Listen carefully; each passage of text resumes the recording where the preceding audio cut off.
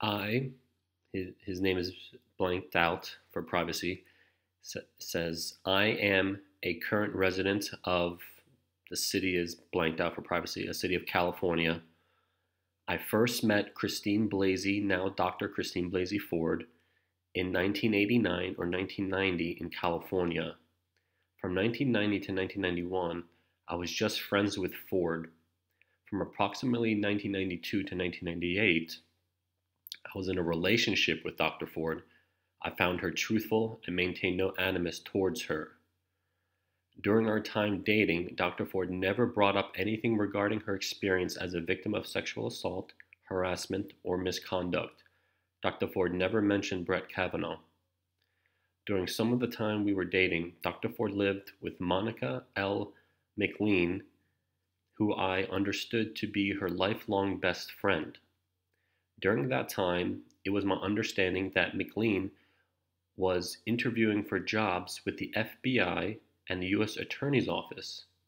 I witnessed Dr. Ford help McLean prepare for potential polygraph exam.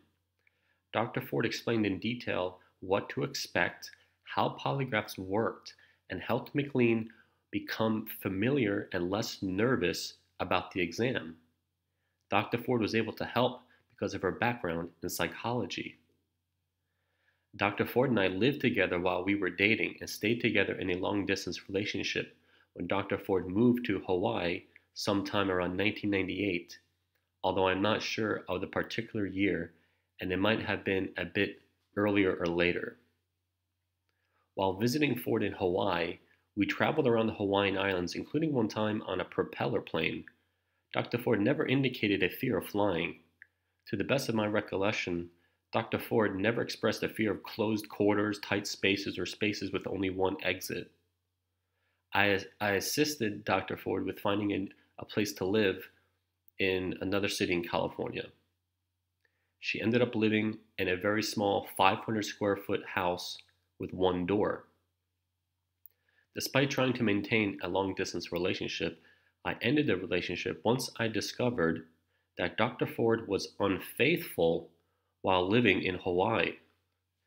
After the breakup, I took her off the credit card we shared. But nearly 1 year later, I noticed Dr. Ford had been charging the card and charged about $600 worth of merchandise.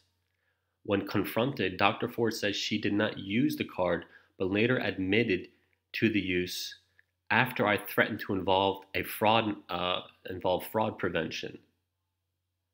I didn't speak again to Ford until about 2002 when Ford contacted me briefly. After that, I hadn't thought much about her until I saw her story in the Washington Post on Sunday, September 16th, 2018.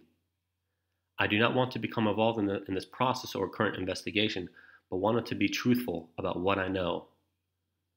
Signed, and his name is redacted, October 2nd, 2016.